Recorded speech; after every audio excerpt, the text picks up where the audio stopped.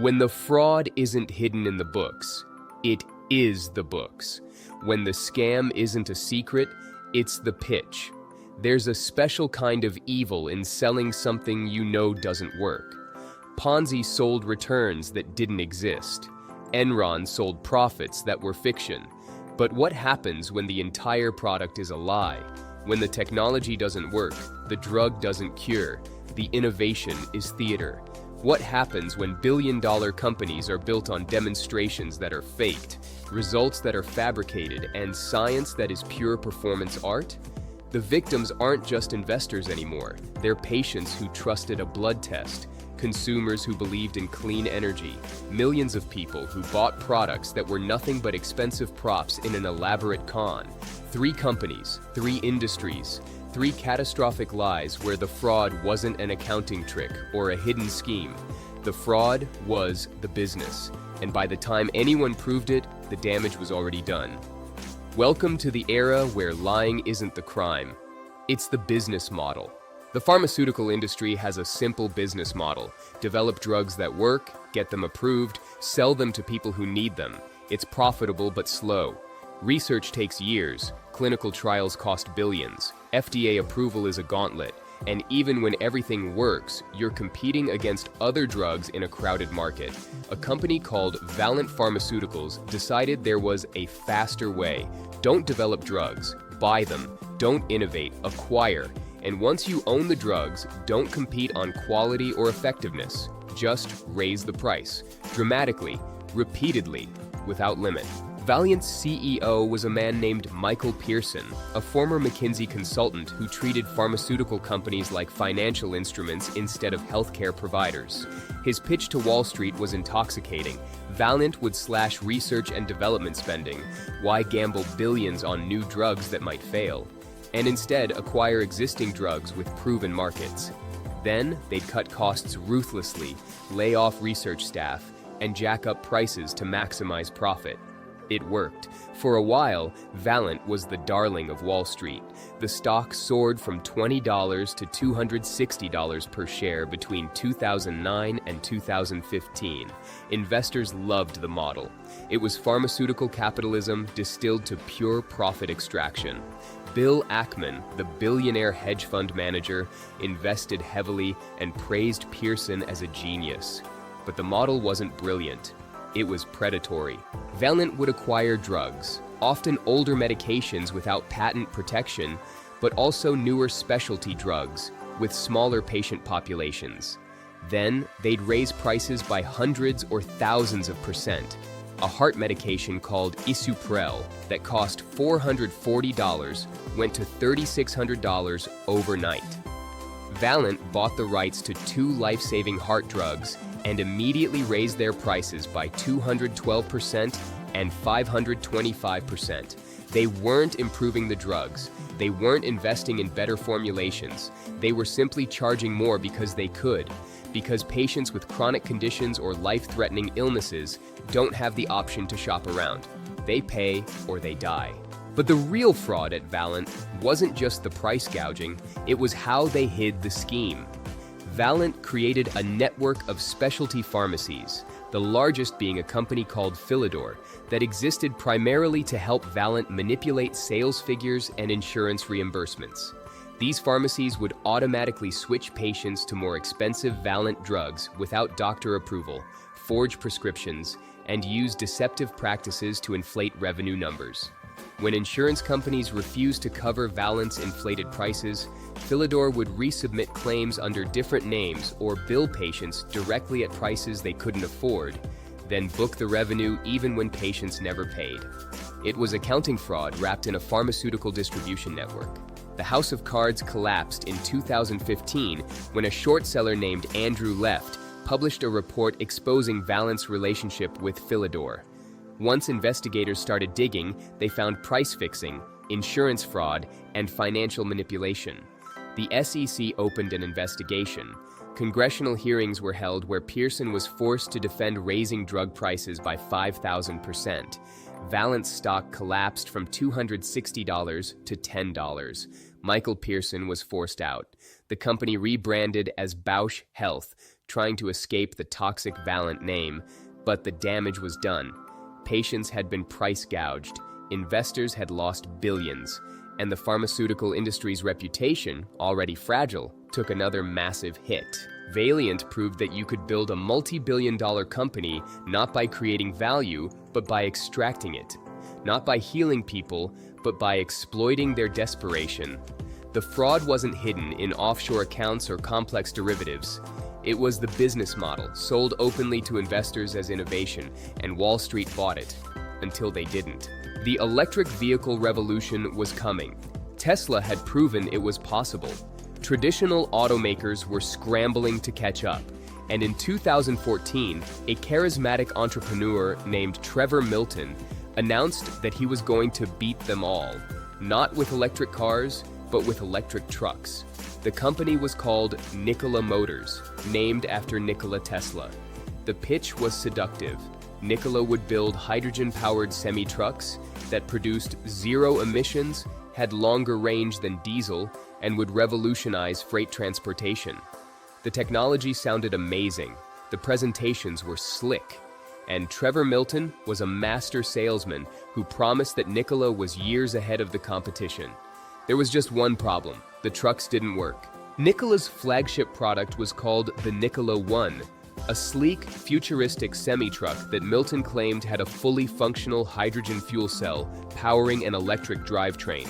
In 2016, Nikola released a promotional video showing the Nikola One driving down a desert highway, smooth and powerful, emission-free technology in action. It was a lie. The truck wasn't driving under its own power, it was rolling downhill. Nikola had towed the non-functional truck to the top of a slight incline, released the brakes, and filmed it coasting. There was no hydrogen fuel cell, no working drivetrain. The promotional video that convinced investors and customers that Nikola had cracked the technology was pure theater. But Trevor Milton understood something crucial about modern fraud. You don't need a working product. You need belief, and belief is generated by hype, partnerships, and the appearance of momentum. Nikola signed partnerships with major companies.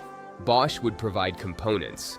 Anheuser-Busch placed an order for 800 trucks. CNH Industrial invested. These deals created legitimacy. If major corporations were betting on Nikola, surely the technology was real. In June 2020, Nikola went public through a SPAC merger, a shortcut to public markets that avoided the scrutiny of a traditional IPO.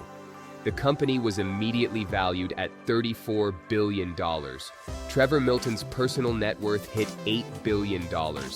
Nikola had never delivered a single working truck, had zero revenue, and had technology that existed primarily in PowerPoint presentations. But the stock soared. The collapse came fast. In September 2020, a short seller named Hindenburg Research published a report titled Nikola: How to Parlay an Ocean of Lies into a Partnership with the Largest Auto OEM in America. The report was devastating. It detailed the faked truck video. It exposed that Nikola's hydrogen production facilities were just CGI renderings. It revealed that demonstration vehicles shown to partners were pushed into position by hand because they had no working powertrains. Trevor Milton went on the offensive, calling the report lies and attacking the short sellers. But the evidence was overwhelming.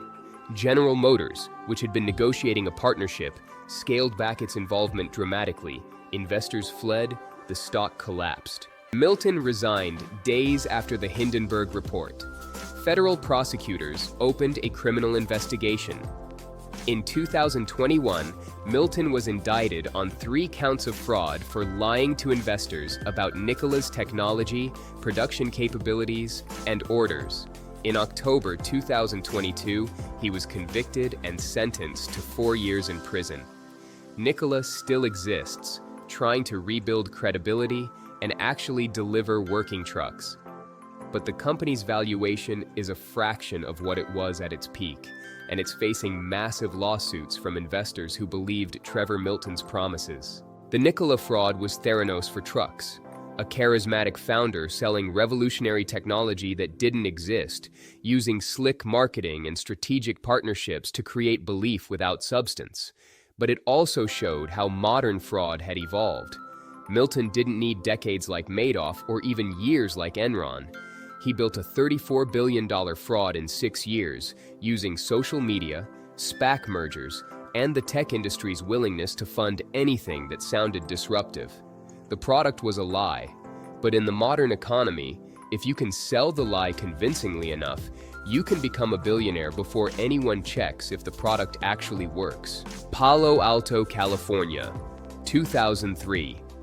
A 19-year-old Stanford dropout named Elizabeth Holmes had an idea that would either revolutionize healthcare or become the most audacious fraud in Silicon Valley history. The idea was simple: blood testing that required only a few drops of blood from a finger prick instead of vials drawn from veins. Testing that could be done quickly, cheaply, and accurately in pharmacies instead of labs. Testing that would democratize healthcare by making diagnostic tools accessible to everyone. It was a beautiful vision. It would save lives, it would reduce costs, it would disrupt an entire industry, and it was Elizabeth Holmes's ticket to becoming the youngest self-made female billionaire in America. There was just one problem: the technology didn't work. It never worked, and Elizabeth Holmes knew it didn't work. Holmes founded Theranos, a combination of therapy and diagnosis, and immediately began raising money. She was a compelling figure. Young, charismatic, dressed like Steve Jobs in black turtlenecks, speaking in an unnaturally deep voice she'd apparently trained herself to use because it sounded more authoritative. She told investors that Theranos' proprietary device, called the Edison, could run hundreds of diagnostic tests on a single drop of blood. Investors believed her. Not just venture capitalists, though they poured in plenty of money, but establishment figures who should have known better. Theranos' board included Henry Kissinger, George Shultz, James Mattis, and 2 former senators. These weren't naive tech enthusiasts. These were some of the most experienced, connected people in American politics and business, and they invested hundreds of millions based on Elizabeth Holmes's promises. Walgreens signed a partnership to put Theranos testing centers in their pharmacies. Safeway invested $100 million to integrate Theranos technology into their stores. The company was valued at $9 billion. Elizabeth Holmes appeared on magazine covers. She gave TED Talks. She was celebrated as the next Steve Jobs, a visionary who would change medicine forever. But behind the scenes, the Edison device was failing constantly. The technology couldn't perform the tests Holmes claimed. Blood samples taken from finger pricks were often diluted or contaminated, producing unreliable results. So Theranos started using traditional blood testing machines from other companies, the exact technology they claimed to be disrupting, and running the tests the conventional way while telling patients and partners that the Edison was doing the work. Employees who raised concerns were threatened with lawsuits. Theranos had an army of lawyers who intimidated whistleblowers with aggressive legal action. The company culture was paranoid and secretive. Departments were siloed, so employees couldn't see the full picture. And Elizabeth Holmes kept raising money, kept giving interviews, kept insisting the technology worked even as her own scientists told her it didn't. The fraud wasn't theoretical. Real patients received blood test results from Theranos, results that were often wrong. Women were told they were pregnant when they weren't. Cancer markers came back abnormal when they were fine. People made serious medical decisions based on tests that were unreliable at best and dangerously inaccurate at worst. The collapse began in October 2015 when John Carreyrou, an investigative reporter at the Wall Street Journal, published an expose revealing that Theranos' technology didn't work and that the company was using traditional machines for most tests. Elizabeth Holmes went on the offensive, attacking Carreyrou and the Journal, insisting the reporting was false. But Carreyrou had done his homework. He'd interviewed former employees. He'd documented the failures. The evidence was overwhelming. Federal regulators descended on Theranos. The Centers for Medicare and Medicaid Services found major deficiencies in Theranos' lab operations. Walgreens and Safeway terminated their partnerships. Investors sued. And in June 2018, Elizabeth Holmes was indicted on multiple counts of wire fraud and conspiracy to commit fraud. The trial in 2021 was a spectacle. Holmes claimed she'd been manipulated by her former boyfriend and business partner, Sunny Balwani, who she said had psychologically and emotionally abused her. The jury didn't buy it. She was convicted on 4 counts of defrauding investors. In November 2022, she was sentenced to 11 years in federal prison. She's currently serving her sentence while appealing. Theranos was valued at $0. The Edison devices were junk. The partnerships evaporated, and Elizabeth Holmes, who'd been compared to Steve Jobs, joined Bernie Madoff and Charles Ponzi in the pantheon of American fraud. But Theranos was worse than Madoff. Madoff stole money. Holmes endangered lives. She convinced patients to trust medical results from technology she knew was unreliable. She put people's health at risk to maintain the illusion of success. And she did it with the backing of some of the most powerful people in America, who either didn't do due diligence or willfully ignored red flags because they wanted to believe in the story. Valeant exploited sick people by raising prices. Nikola faked truck demonstrations. But Theranos sold medical tests that didn't work and convinced patients they were receiving accurate healthcare. The product wasn't just fake, it was dangerous. And it took a journalist, not regulators or investors or board members, to expose it. The seed had become something monstrous. A fraud so complete, so elaborate, so protected by lawyers and powerful enablers that it operated for over a decade before finally collapsing under the weight of its own lies. The numbers don't tell the story. Valeant destroyed affordable access to life-saving drugs. Nikola evaporated $30 billion in market value. Theranos was worth $9 billion and ended at $0. But focus on this instead. A woman in her 60s with a chronic heart condition. Her medication had cost $70 per month for years. When Valeant acquired it, the price jumped to $800. Her insurance wouldn't cover the increase. She couldn't afford it. She tried to ration the pills, taking them every other day instead of daily. 6 months later, she had a heart attack. She survived, but the medical bills bankrupted her. The medication that should have prevented the heart attack was financially out of reach because Valeant decided profit was more important than lives. An investor who believed in clean energy. He'd seen Tesla's success and wanted to support the next generation of electric vehicles. He invested his retirement savings in Nikola when it went public, convinced by Trevor Milton's promises and the partnerships with major corporations. When the fraud was exposed and the stock collapsed, he lost $300,000. He was 62 years old. Retirement was no longer an option. He's still working, probably will be until he dies. A patient who received a blood test from Theranos at a Walgreens. The test showed abnormal thyroid levels. Her doctor, trusting the results, prescribed medication that she didn't need. The medication caused side effects that sent her to the emergency room. Only after additional testing at a traditional lab did they discover the Theranos results were wrong. She'd been healthy all along. The unnecessary medication, the ER visit, the stress, all because Elizabeth Holmes wanted to maintain the illusion that her technology worked. These aren't abstractions. They're casualties of a new kind of fraud where the product itself is the scam, where companies don't hide their lies, they market them, where investors, customers, and patients are all victims simultaneously. And the systems that should prevent this? They failed completely. The FDA didn't catch Theranos. The SEC didn't stop Nikola. Congressional hearings scolded Valeant's CEO but didn't prevent the price gouging.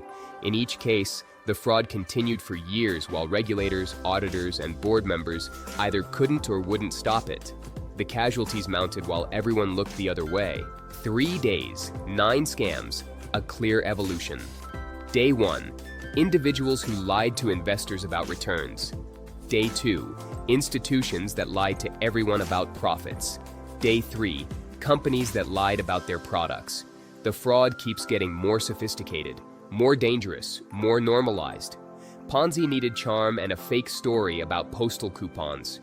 Valeant needed financial engineering and a willingness to let patients die for profit. Madoff needed institutional credibility and 50 years of patience. Nikola needed slick videos and SPAC shortcuts. Enron needed thousands of shell companies and a complicit accounting firm. Theranos needed celebrity board members and aggressive lawyers. But they all needed the same thing: believers. People willing to trust without verifying. People willing to accept promises as proof. People who wanted the story to be true so badly that they ignored evidence it wasn't. And here's what makes Day 3 different from Days 1 and 2. The victims weren't just losing money anymore. They were losing health. Patients trusted tests that didn't work. Heart patients couldn't afford medication they needed to survive. Investors lost retirement savings betting on trucks that couldn't drive and blood tests that didn't test. The fraud had evolved from financial crime to something darker, something that hurt bodies, not just bank accounts.